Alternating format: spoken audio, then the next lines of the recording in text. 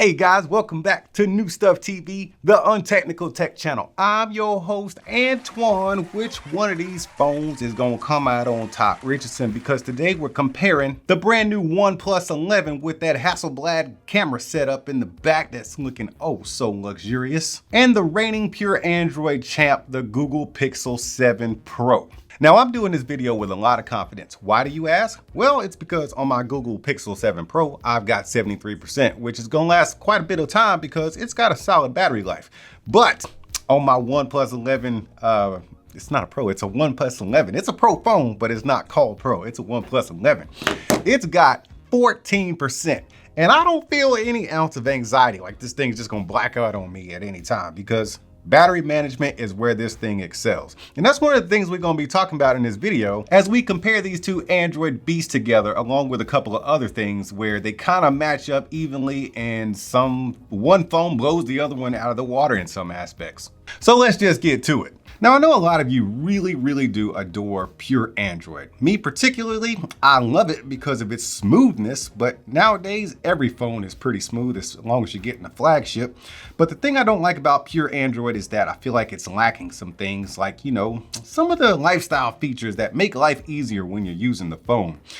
Something like what you would get in an Oxygen OS. Check this out. This comes natively. You just swipe from the side right there and you get your little panel with all the apps that you select to be there. And then if you just slide them in here or tap on them, you can just have them pop up right there. You do not get that with the Google Pixel 7 Pro. Yes, you can download some third-party apps, and they will kind of take care of that for you, but they don't do it natively. So we're just talking about basically the phone stock out of the box because naturally they're both Android phones and they're gonna be open to the same amount of or same apps anyways, such as let's say Google Keep as far as a notes application. But with a phone like the OnePlus 11, you get an app like Notes. That is a native app that they put into Oxygen OS, and there it is. It's their own version of their own notes. But of course, you can download Google Keep.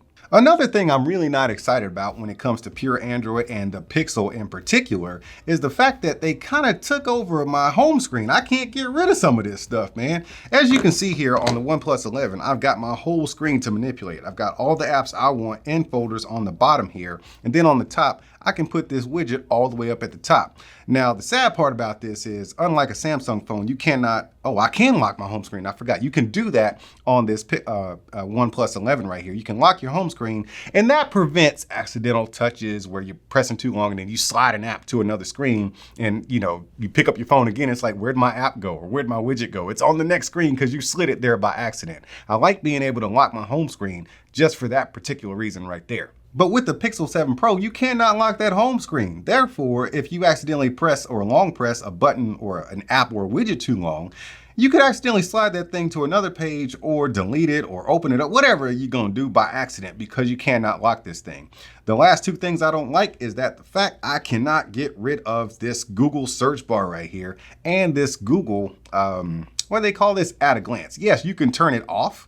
So I can turn it off right here, but if I go back to my home screen, that calendar is still there. I cannot get rid of that. So in theory, I don't even have control over my entire home screen from top to bottom. They have basically taken, I don't know, 1/3 of my home screen and used it to promote googly activities. Now that right there is what I call bloatware. Bloatware is a subjective term to me because some people, you know, say the Samsung phones are full of bloatware because you cannot delete some of the apps. But if you can actually move it around and get rid of it or disable it, that's fine for me, right? This right here, you can't get rid of this. And this is straight up Android, man. You're supposed to be able to get rid of this kind of stuff.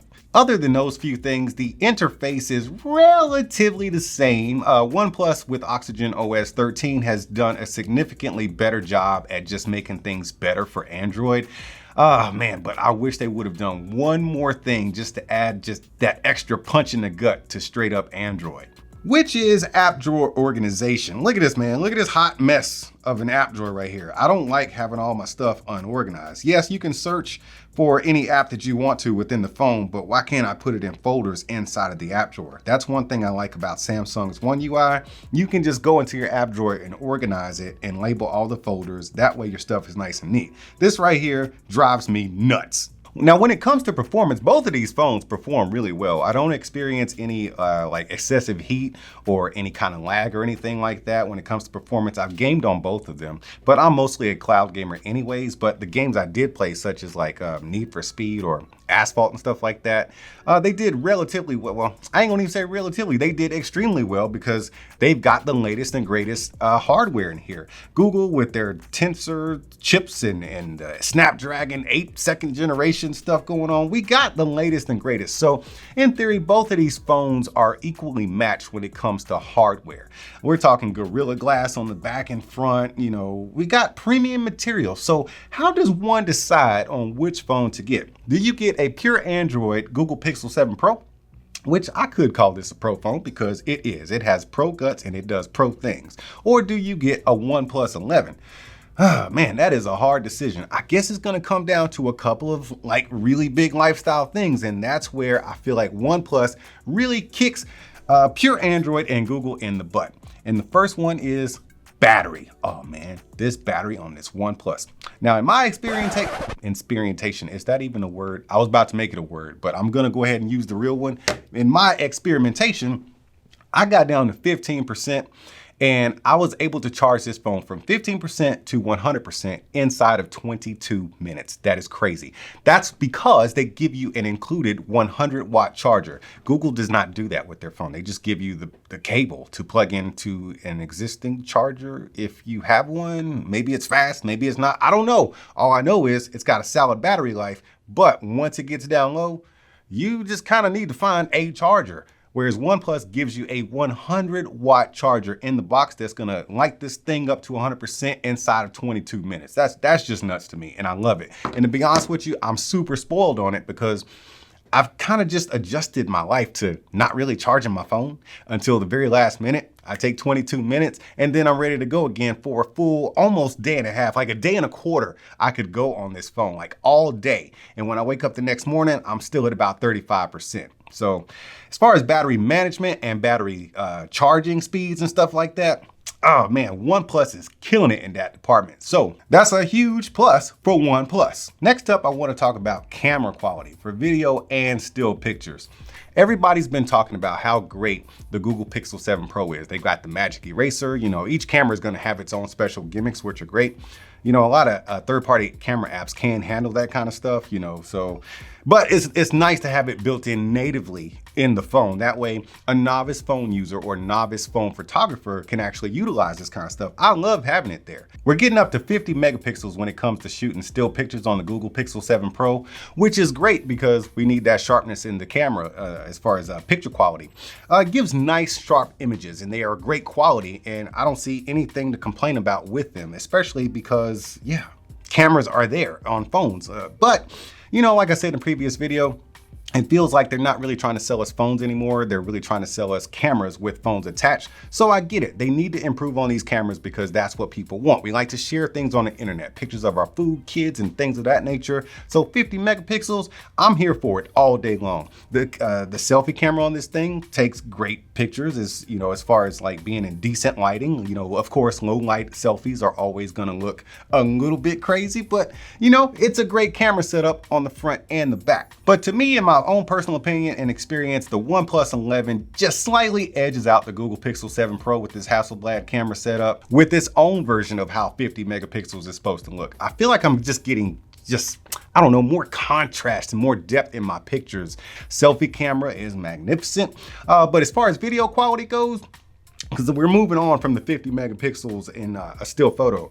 If you're gonna be taking video, I would have to tell you the Google Pixel 7 Pro actually wins over the OnePlus 11. Just because I just don't feel like they really paid much attention to the video quality on the OnePlus 11. So if you're a photographer, if you're just doing still pictures, I would definitely go with the OnePlus 11 because it takes the best pictures in my opinion, front and back.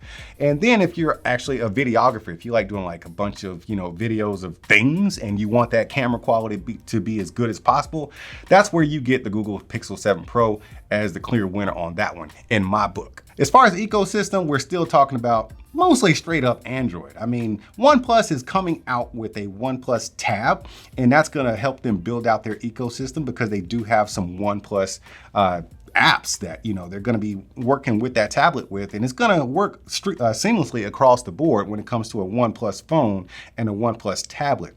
But Android is the system, so Android is the ecosystem. And these things will play nicely with each other in any other Android product because that's the basis of the system. So when it comes to ecosystem, they're both pretty much running the same. But if you are a Pixel user, let's say you've got a Chromebook or something like that, and you have a Google tablet or something, I would say the Google Pixel Pro probably would edge out the OnePlus in that regard because they're going to have more googly stuff going on in that Chromebook and things of that nature. But as far as ecosystem, as far as I'm concerned, I'm going to call it a dead tie between the two. Now, I left a lot of things out of this video on purpose because I'm doing this video for the average phone user. And what does that person do? Well, they get the phone, they download their apps on it, they log into their Instagram, TikTok accounts and email and stuff like that, and maybe a notes app. They check their email, they take a few pictures, take a few videos, they don't really organize them. The average phone user does not care about,